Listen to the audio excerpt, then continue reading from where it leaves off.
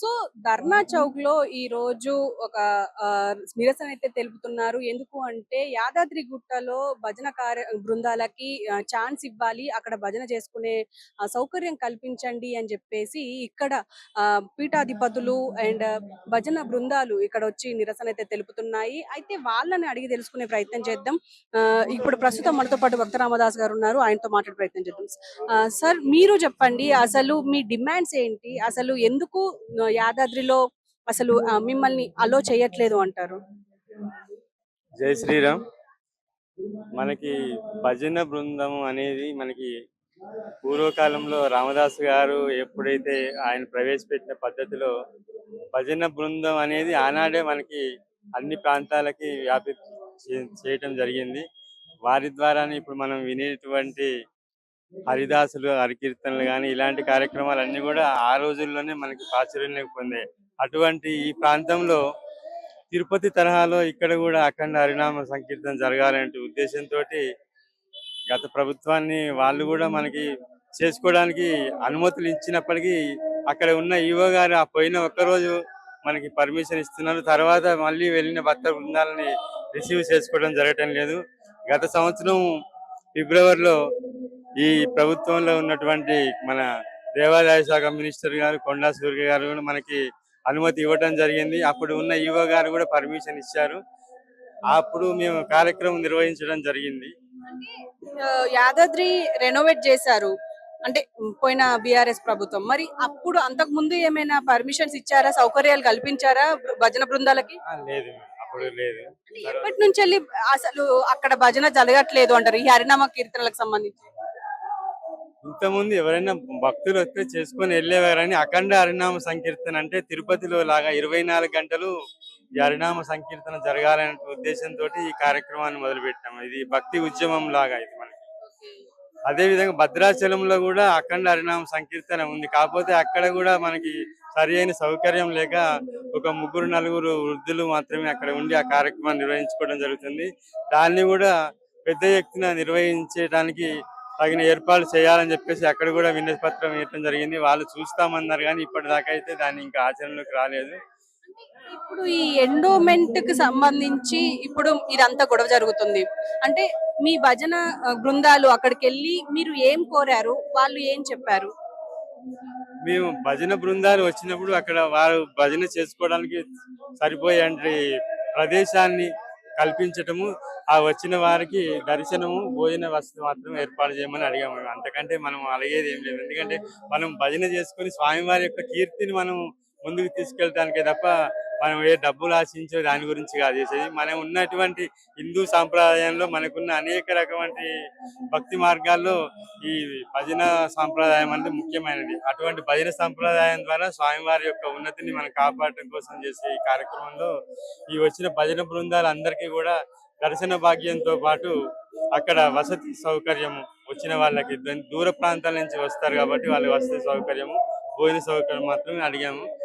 వాటిని మేము వెళ్ళి అడిగినప్పుడు ఆ 1 రోజు 2 రోజులు మాత్రం తర్వాత ఆ కార్యక్రమాన్ని మళ్ళీ దాన్ని పక్కన పడేస్తున్నారు.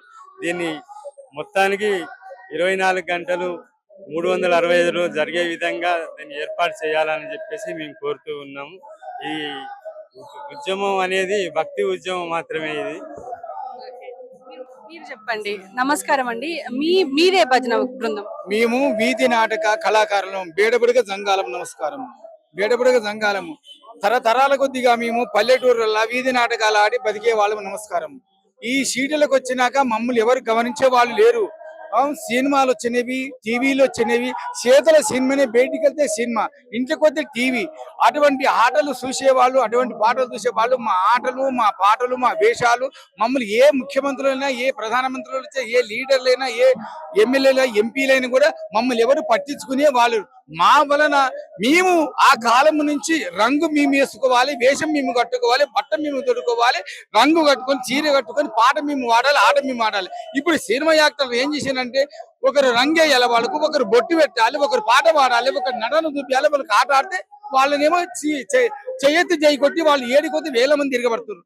మేము ఎంత కళ ఊహించినా మా నోటి కూడా ఎన్ని పాటలు పాడినా ఎన్ని పద్యాలు పాడినా మా జీవితం గంగలో పడ్డ సమంతం అయిపోతుంది.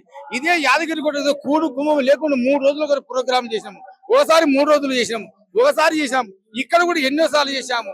ఈ సుందరయ్య బొమ్మలు కూడా ఎన్నోసార్లు కూడా ప్రోగ్రామ్ చేసినాం. మమ్మల్ని పట్టించుకునే మానవులు లేడు, మాకు తిండి పెట్టే మానవులు లేరు, మాకు పింఛని లేదు, మాకు భూములు లేవు, మాకు బుక్కలు లేవు. మేము దేనేస్తే మేము వాళ్ళు పిచ్చం అడుగుదామని పోతేనేమో ఈ పిచ్చం మారిపోయింది, పిచ్చం ఎందుకు అడుగుతామంటారు. అది లేదు, అది అడగనివారు, మాకేమీ ఇస్తలేరు. మాకు ఏదన్నా ఈ ప్రభుత్వం వలన మా యొక్క బేడబుడిగా దంగ కళాకారులకు మాకు సాయం కావాలని ప్రభుత్వాన్ని కోరుకుంటున్నాం. నమస్కారం చేస్తాను. అంటే ఇప్పుడు మీరు కూడా యాదాద్రిలో ప్రదర్శనలు చేస్తారు. ఎన్నోసార్లు చేశాము అమ్మగారు. గుట్ట మీద చేసాం. గుట్ట కింద సత్యనారాయణ కళ్యాణం మండపం లేదా, ఆ మండపం 3 రోజులు తిండి లేకుండా రాత్రి రహంగోలుగా ప్రోగ్రాములు చేసి రామనాటకం అని, కుశలవ నాటకం అని, గయోపాఖ్యానం అని అటువంటి నాటకాలు కొన్నో ప్రదర్శించాము.